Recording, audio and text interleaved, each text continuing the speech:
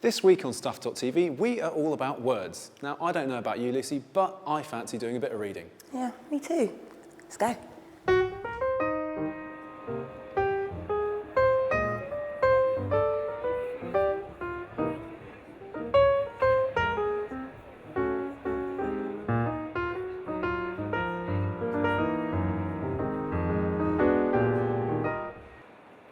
There's nothing we love more than a good book. In fact, we love books so much, we've pulled a sickie to spend the day here at the British Library.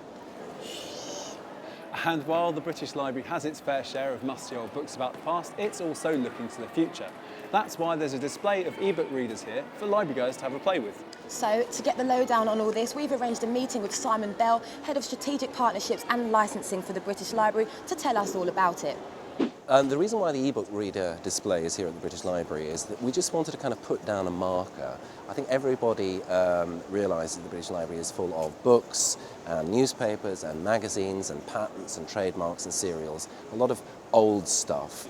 And we wanted to be more kind of clearly identified with new stuff and the future. I think that people are slightly unconvinced by the ebook readers as they stand at the moment. Some people like them.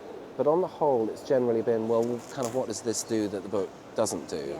And I think what they really need is to be able to take these things away and have a play with them, you know, for a weekend and actually use them. Now, we have to ask you, do you think ebooks will kill off traditional books? I don't think anybody knows whether they're going to kill off traditional books. It's certainly going to have a profound effect on traditional books, and I think that that's being seen already in the United States, where things are a bit further developed. I predict that probably in about 5 years' time you will end up in a kind of almost a 50-50 situation, for certain genres anyway, whereby half of the material is sold in hard copy, that's book form, and half of the material is sold in ebook form.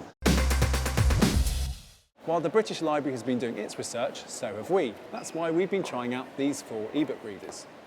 The Sony PRS 505 was one of the first ebook readers to hit the scene, and it's been heavily backed by Waterstones. It has stunning text quality, and with its sleek metal casing, it's certainly well built. However, it does lose points because it's not Mac compatible, and it forces you to use Sony's ebook library software.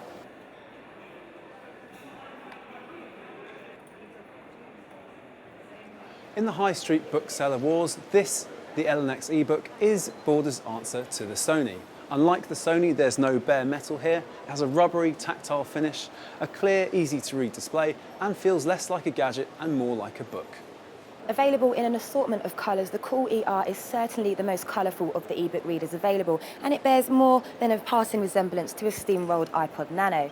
Now, it shares a lot in common with the Elonex, but it's a smidge lighter and it has the fastest page refresh rate. But with this design and that name, it certainly won't appeal to everyone's tastes.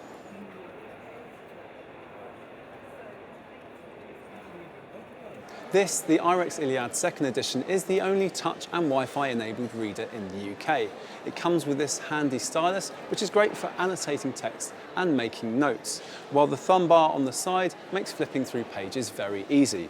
Its large screen and 16 shades of e-ink make it very easy on the eye, but there are no bookmarking features and some of the other functions are a little confusing, while the Wi-Fi setup is a bit tricky and doesn't work with RSS feeds. On top of that, it costs a whopping £350 more than any of the others on test. For our money, we'd plump for the Elonex eBook. Its tactile finish and lightweight means it doesn't feel precious like the Sony, it's reasonably priced, unlike the iRex, and doesn't have the dubious aesthetics of the cooler. It's certainly the one that we'll be packing in our bags from now on. Now, if you'll excuse us, we've got about 1,000 ebooks to read.